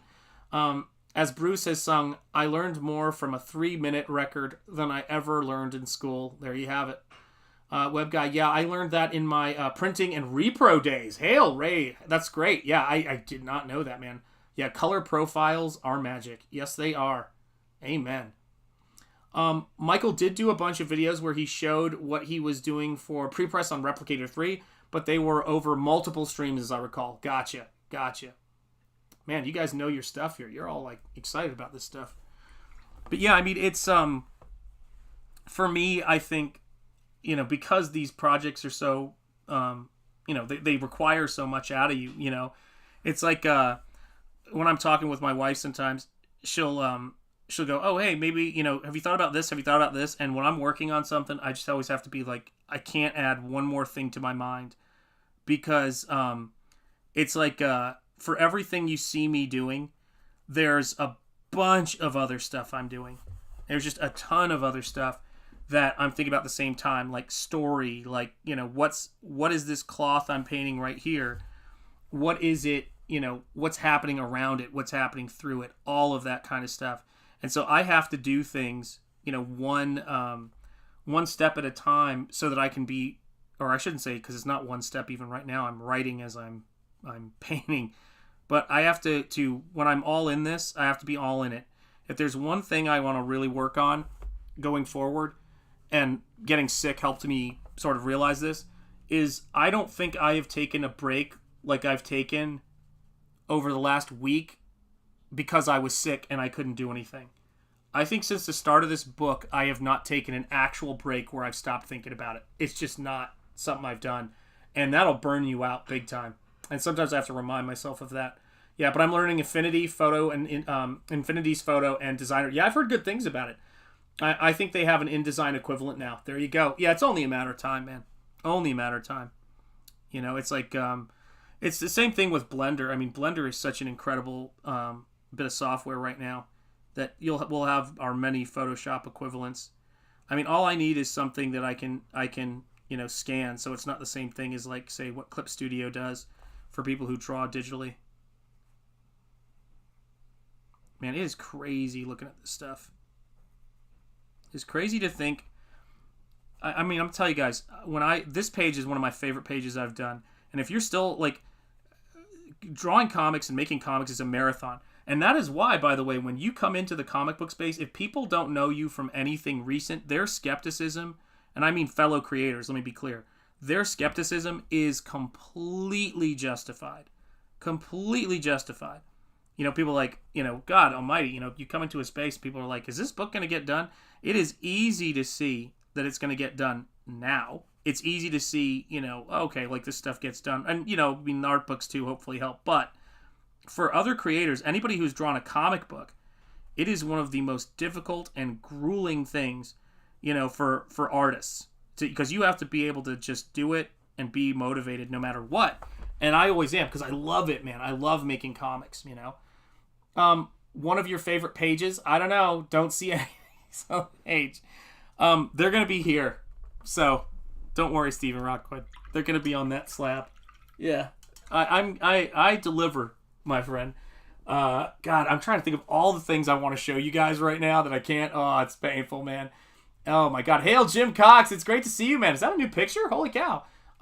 Yeah, hop in your private jet and go somewhere warm for a couple of weeks. I know, Jim.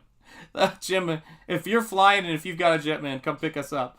We're there. If you know Quark Express, you're giving your age away. Yes, I do know Quark Express. I do know what Quark Express is. I joke about that with people all the time. Jim Cox, it is great to see you, man. Great to see you, man. I have a tough time with 10 pages. Guys, I will tell you that you can't... How do I word this? It's like when you meet people who have really great conversations with you and you get their undivided attention versus people who are looking for someone else to talk about or thinking about what they're going to say next. It's that kind of thing. When you're working on a comic, you do not get to think about, and I mean think about, like, I'm creative, I've got a lot of different things going on, and some things I'll do to recharge my batteries for this. But I never think of a project outside of this. It's a completely different game. So you have to be focused. And you have to think about, the emphasis always has to be, in this space anyway, in every space probably, of getting it done. That's what it's about. And how do I word this? You have to know yourself and be locked in enough to where you can't get distracted by outside, crap or stuff going on, It's like, if you get distracted by that stuff, it is just going to be doom, And for me, I admire creators who are able to do that. It's like, I can't imagine what it'd be like to be somebody like J.K. Rowling and working on a book and knowing that millions of people are waiting to see how the last Harry Potter book is going to turn out. You cannot go there. And you also can't think about how much better things are going to be, how much better you could go back and do this or do that or do the other thing. Now, you can't just slop the stuff out either, because that's the crazy thing, right? Is that, if you've ever gotten a bad meal quickly, it ain't something you're coming back for. You might even get rid of that bad meal quickly, depending on how bad it was.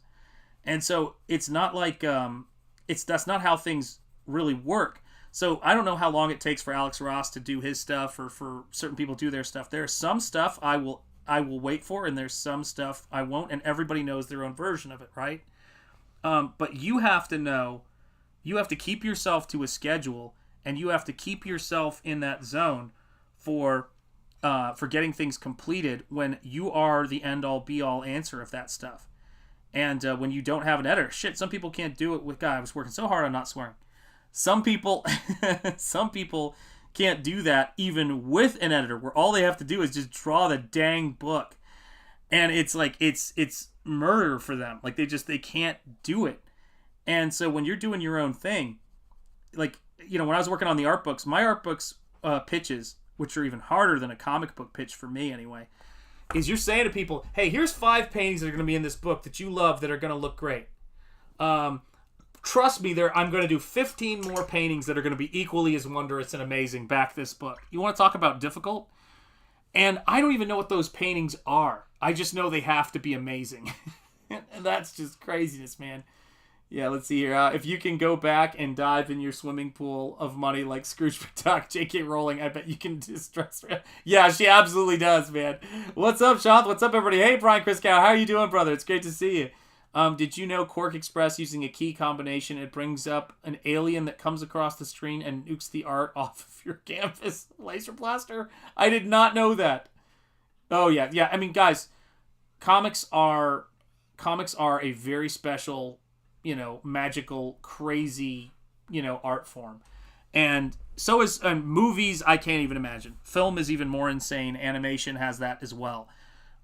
They're fun things to dabble in. They're another kettle of fish to actually bring a project from start to finish. And until somebody has done it, I can't, and I mean specifically, like, unless you've done a comic book on Indiegogo, put it together, or a book even on Indiegogo, printed it and fulfilled it, I don't know if it's possible to understand what's involved in that. Because freedom sounds great. Like, it always does, right? And liberty sounds great. But the work is actually... the commitment is the thing. I mean, you guys know I like to play Denzel at the start of my streams with that. And I'm just one of those people who's got a track record and a history of being able to commit to things and make them happen. And that's what everybody... when you see Shane Davis and Yanzi and all of these people who are just crazy, I mean... Rini, Ethan, of course, John Malin. It's like, in John's case, he's hiring a ton of people, and John will make sure he takes care of his people and gets them paid. That's a whole nother game. I mean, it's funny. You were talking about doing streams where you talk about that. I think John has done some streams where he talks about it, but I would, yeah, that's Random McGranderson. Amen. You're absolutely right on that, man. Absolutely right on that. But I know John's talked about it, and John's had his stuff with, getting work from freelancers, and everybody runs into that stuff. You can talk to a lot of writers about that. I know what my skill set is in terms of, I know that, and Rini works a full-time job. God almighty, yeah. I mean, look, guys, when you're, I always tell people this too, when you're young, and she's not, I mean, I don't know how old she is, and I don't want to go down that road. Like how old a woman is. But when I tell people I was driving 180 miles back and forth to work, painting classrooms, dealing with student stuff, and all of the crazy drama, going to faculty meetings, all this crazy bullshit, and I launched my 2 art books during this time, it's like, guys, you have to work hard. Right now, largely for a million and one reasons, I'm doing this stuff and building the channel and building everything I'm doing here. This has been my focus. But yeah, when I was young, now throw some kids on top of that, right? Throw a spouse, kids, jobs. There's nobody I know of who got into Indiegogo crowdfunding campaigns, any of this stuff, with just like the world stopped for them, man. It's never the case. Not how it works, man. Especially when you start having kids and bringing family into that. The complexity goes up, because when you only have to think about just yourself, and it's not to say that it's easy, let me be clear, but when you've got, you got people in Comicsgate who are grandfathers, whose kids are getting married, who've, got health stuff and everything else, or spouse or something, any number of things that happens, right? Kids who are born with complications. I mean, shit, Shane to me is one of the gold standards, Shane and Yanzi. They had a baby, bought a house, and got that book out. Holy cow, man. You gotta love those guys. Shane and Yanzi are the best, man. What's up, Siege Perilous? How are you doing? It's great to see you, man. Marcus Gallagher, oh, wow, I had no idea. I hope to start working on a comic while working after my kids all graduate. There you go, man. The kids. The little people of Stonehenge. Rini is what the Chinese say, the orange at the bottom of the basket holds. What? No. I don't know what that means, but I'm worried about it. Let's see. So, do we know what she does? I'm assuming it's an art job. I have no idea. Yeah, I mean, I always assume everybody's got a crazy life outside of all this. So say you have a book of 60 plus pages. Would you recommend a single artist, or spread the load out with 3 artists? Guys, it's really simple. Whoever can get the thing done, and those people are hard to find, is the main thing. Hail Siege. Yeah. That's why she's on late at night. Yep, that was why I did it after work. Don't wait for kids to graduate. Just start working on it. Yeah, I mean, I will say this is the interesting thing about it. They say, Aviator Surge, great to see you, and hail to you, my friend. And yeah, hail to the chat. I will tell you this. I don't think that I don't think people understand as easily how to manage time when you have an abundance of it. I don't think I got really good at managing my time, and I've probably been more productive as an artist since I've had kids. When we had our twins, and you come home from the house with 2 newborns, and one of your kids has got colic, and they both take 2 different kinds of formula, one's spitting up.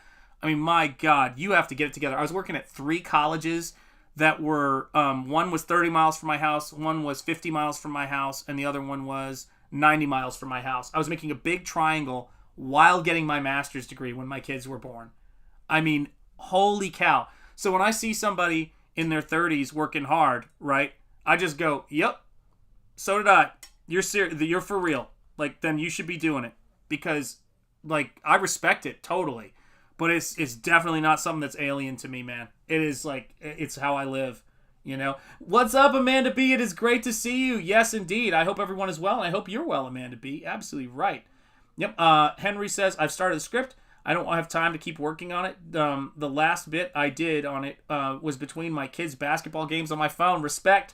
I remember my son was bowling, and I'd go to the bowling alley, and I'd be working on layout pages and artwork while he was bowling. And I would still be paying attention to him bowling. Because that's what it is. You got to pay attention to your kids. You got to be there, man. You got to be there.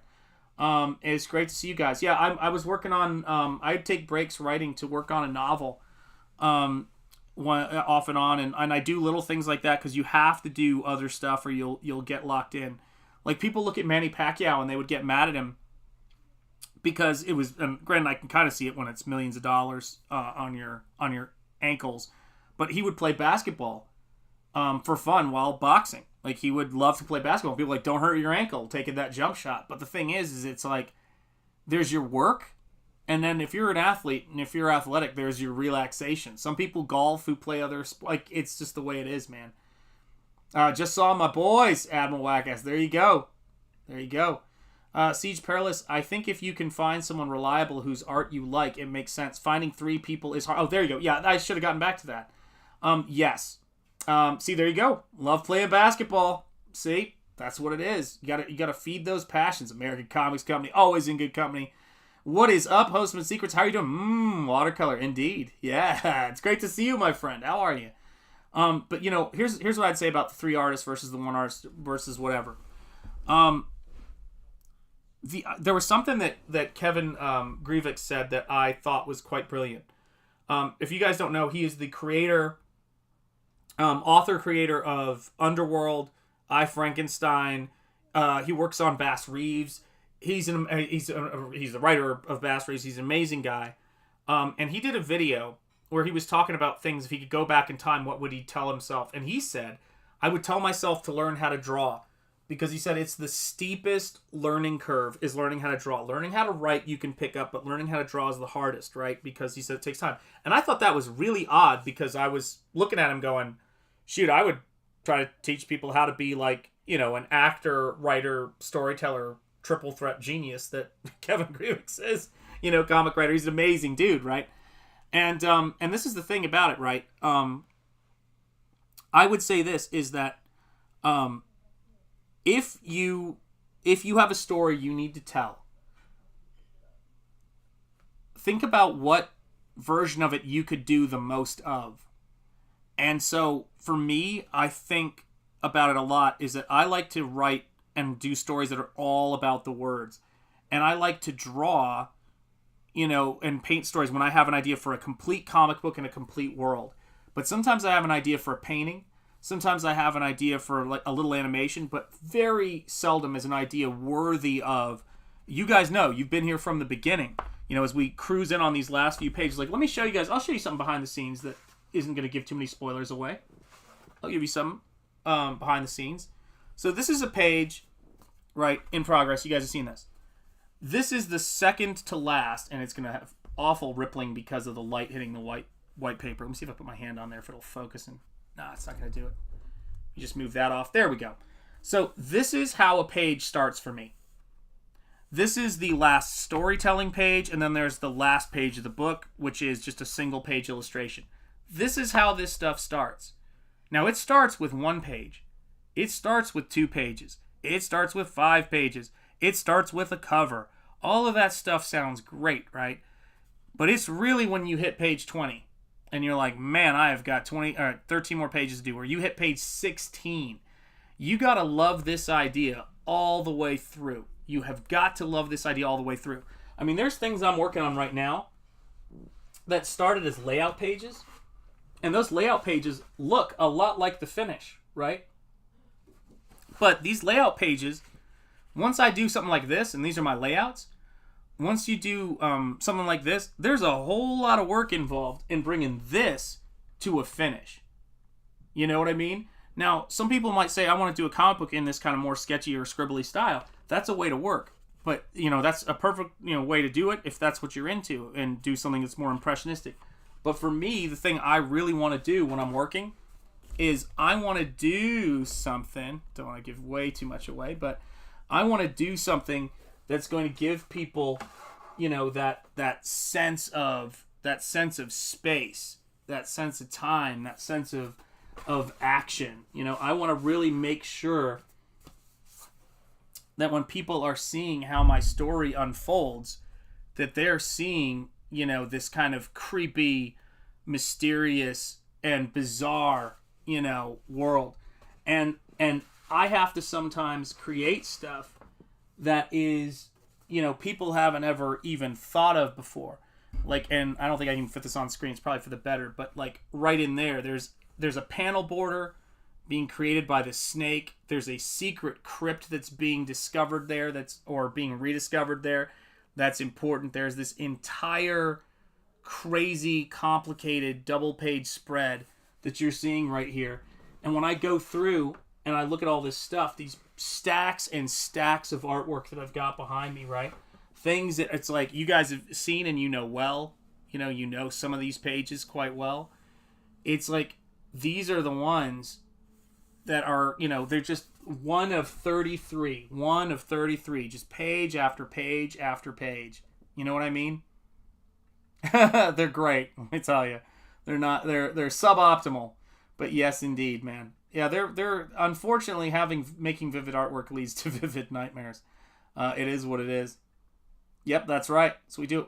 Oh, I saw the same thing on Acid the other day. Yeah, guys. Yeah. So people look at this stuff. There is no. How do I word it? There is no. There's no way for me to explain what I do in terms of to another person. I was like, here, illustrate it like this, because so much of it happens on the page. So much of it you've really got to feel. You know what I mean? Like, you've really got to know when you're doing this stuff. Let me see if I can adjust that camera so it's not as glare-ridden. I have to adjust the page. But there are things that you have to do that are about creating this sense of might and this sense of power. Sometimes it's about this sense of elegance. It's this sense of creepiness. Sometimes it's these beautiful little comic book unique panels that we do, right? And those are the ones that draw people in and get people excited about the book. But look, I have no doubt in my mind, when people get this book, they're going to be blown away. They're going to go, holy cow. And the reason they're going to be blown away is because there's different parts of marketing this book, right? And the biggest part of it is the easiest thing to do. Think about the madness of this. Is when you've got 5 pages of a book and you're like, trust me, bro, this thing's going to get done. That's the hardest it ever gets. That to me means I have to really sell people with my skill and everything else. Once this book is done, all you guys who got in on this stuff early when it wasn't that expensive are going to benefit. But it's going to be easy for people to understand, like, why are you charging a lot for this book now? I'm going to be charging a lot for this book because you guys were my early adopters who were here backing this stuff. You were here making this stuff happen. I am very well aware, because I've been around for a little bit, I'm as old as dirt, as Bob Ross would say, that there's not a lot of people who have a certain level of skill, a certain level of discipline, know how to come up with an idea, make the idea, take it through to the end. By the time you add all those things together, that's a very small group of people. And I say tip of the hat to, Dave Stevens with The Rocketeer. Tip of the hat to Kevin Eastman and Peter Laird with Teenage Mutant Ninja Turtles and letting that become what it's become. Tip of the hat to Ethan Van Sciver with Cyberfrog. John Malin with Graveyard Shift, and I'm sure soon to be the case, with Godlike. Reenie, every single person that you see there. Andy Smith with First Man. I mean, for God's sake, Gabe with Truth Justice. And I would say soon to be B-Flaw as well. Like, you see all of these people who are just, it's not just the idea. God, I almost forgot. Eric July with ISOM. There are so many hurdles, guys. There's so many stuff people throw at you. And I know what you're thinking, right? You're thinking, okay, so is it going to get easier when you get closer to the book coming out? Is it going to get easier when it launches? Let me tell you this, guys. And this is it, folks. This is the big one. Has it gotten easier in terms of the amount of stuff that Eric July's gotten thrown at him since ISOM has come out? or has it intensified? As much as it would be great if everybody was you guys, if everybody were the fans who were here, right? Ask Tug, speaking of, ask that umbrella guy. When the bigger he got, did it get easier? Or did more people who were resentful come after him, right? Does it get easier the more successful? Yeah, you might be able to get more money. You might be able to get certain things. But quality people are always hard to find. Hardworking people are always a commodity and they're valuable.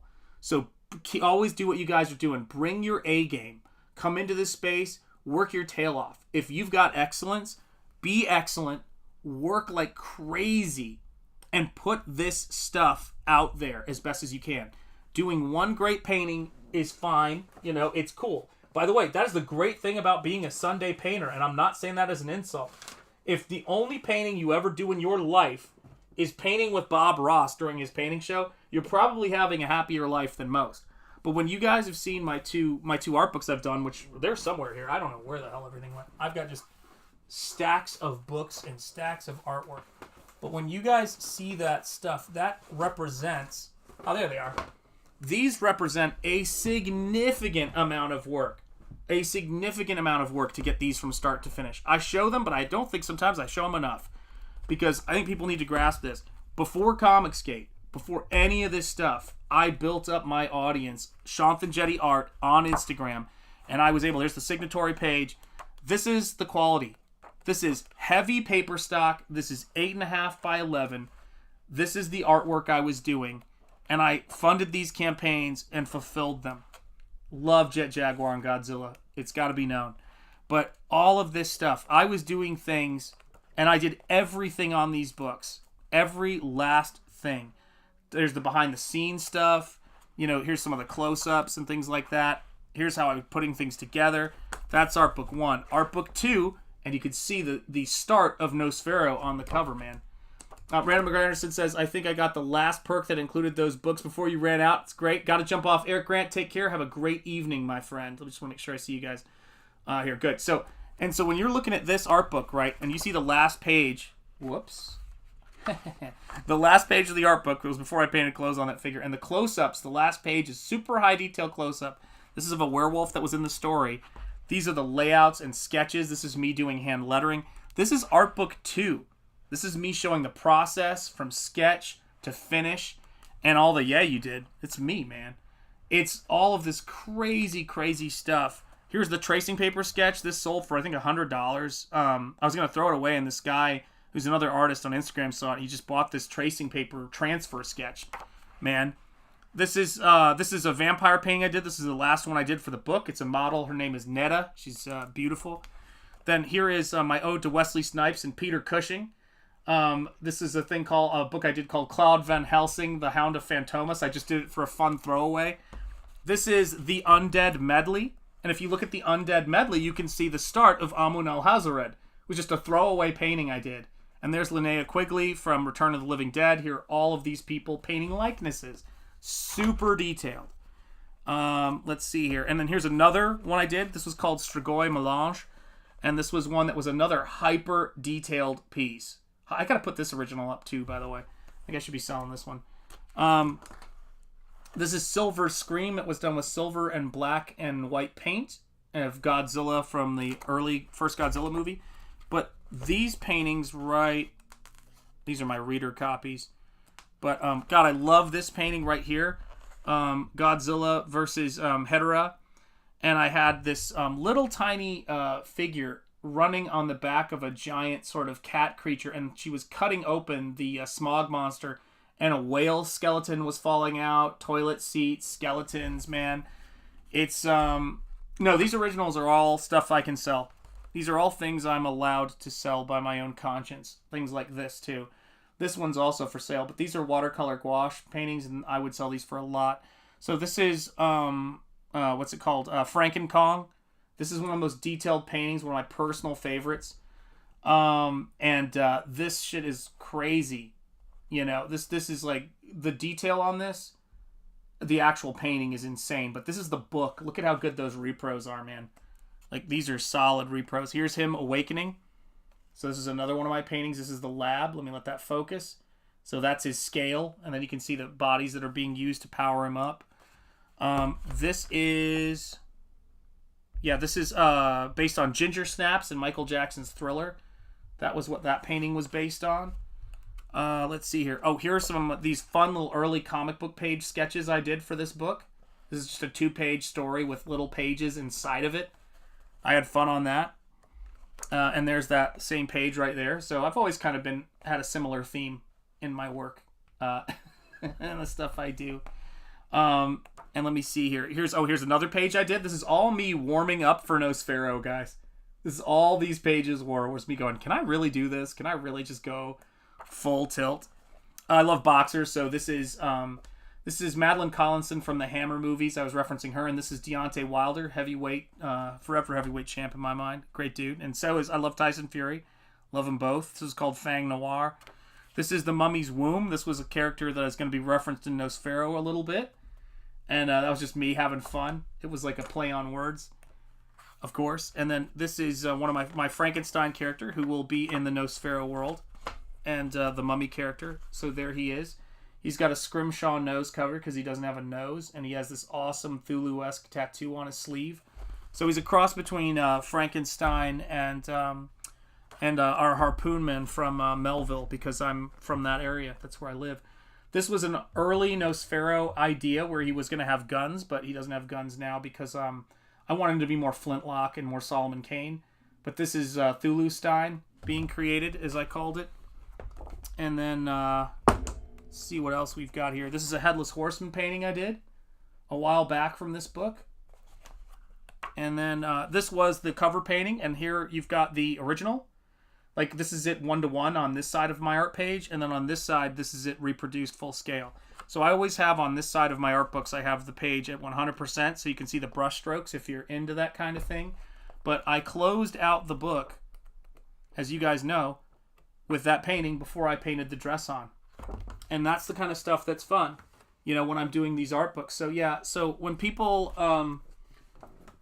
if people, want to know if I can actually get done what I say I get done, the answer is yes, and I always have, and that's the way it is, and that's how I'm always going to work, man. Make the stuff happen. I will say doing 30-something comic pages is difficult, but having done 2 art books first and having to crowdfund them without having the support of Comicsgate, and even on this campaign, I've been fortunate enough to be on some decent channels, but I know how much work I've had to put in to make this what it is, and I'm grateful for every bit of help I've gotten, but I have leaned very heavily onto the exact same thing Malin says with the Malin method. Build your channel, learn how to stream. You'll meet great people like you guys in the chat. Thank you guys so much for being here on this stream. You guys are true blue. You guys lift me up, man.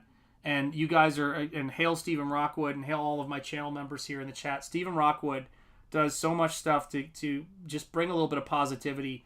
I'll always appreciate it, Stephen Rockwood is the man. My brother Phil, all of you guys. It's great to see you, Houseman Socrates. I hope you were doing well. Let's see who else. Random McRanderson, it's great to see you. Jim Cox, hail if you're still out there. Ray Haylock, it's great to see you. Tugs Web Guy. Agent Zero, it is great to see you here. Let me see who else I've got in here. I want to make sure I get everybody. Amanda B is always longtime supporter. Always bringing the sunshine. Thank you for being here, Amanda B. Ellie Munoz is right. Let's see who else. Henry, it is great to see you in here, Henry. Let's see here. Ellie, there you are. It's great seeing you, Ellie. Let me see who else. Eric Grant, as always. Cheers, Eric Grant. Brian Kriskow, it is great to see you, Brian. Admiral Wackass, the man who cracking me up from the beginning. My wife heard me say Admiral Wackass the first time. She was like, what the heck is Admiral Wackass? I go, it's too much. American Comics Company. I'm always in good company when American Comics Company's in the house. It is great to see you, my friend, as always. Let's see. Marcus Kilgrew. It's great to see you, Marcus. I hope you are doing well. And I love seeing you. Always bringing in some positivity, man. It's good to see you guys. Aviator Surge. It is great to see you. Siege Perilous. It is great to see you, Siege. Aviator. Great to see you, of course. Let me make sure I get everybody that I can see here for ways back. Let's see who's here at the bottom because I missed it. Green Laser. It is great to see you. Hail, Green Laser. And Lloyd Burton, channel member Lloyd Burton, who's always there, man. Always backing me, man. That's what it's about, guys, man. That's what it's about. If this is bringing you something positive and this is bringing something good into your life, then I've done my bit, man. That's what I love to do. I want to make beautiful artwork. I want to get things done. And I want to show people that when we promise to get shit done here in Comicsgate and in this independent space, you guys say to me, hey guys, I really wish there was an alternative to this stuff. I really wish there was an alternative. And you say, if you build it, we'll back it. Because building it is scary enough, right? On your own, with no big IPs, you have to create everything. You guys are the people who make it possible. You guys are the people who make it less terrifying. Is it still a little terrifying? You bet it's terrifying.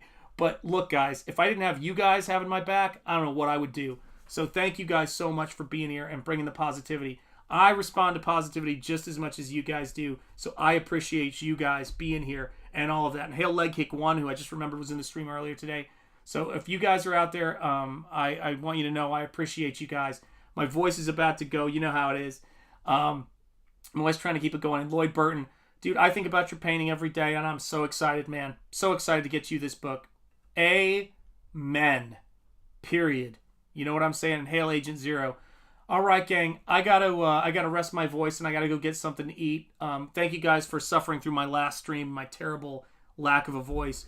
And hail to Ethan Van Sciver. I'm ride or die with that man. Let me tell you, he's been. And same thing goes with John Malin, man. Those guys were just. They stuck their necks out, so it's better for all of us. And hail Voyager 47. I knew I was gonna forget some people. Hail Voyager 47 and hail Marcus. It's great to see you guys. Thank you for being here. I appreciate you guys so much. I'm going to close out with our channel member credits. And Sheeple on Earth, great to see you, my friend. I'm always going to forget to mention names. It drives me nuts. But I will mention names for as long as there's a voice left in me. Thank you guys so much for being here. Much appreciation. And Ray, please give my best to Tug, the man. I've enjoyed painting his character, and I've enjoyed all of you guys. You guys are great. I will see you guys soon. Take care, everybody. Peace and stay gold, guys. It is so important. And take care. Much love.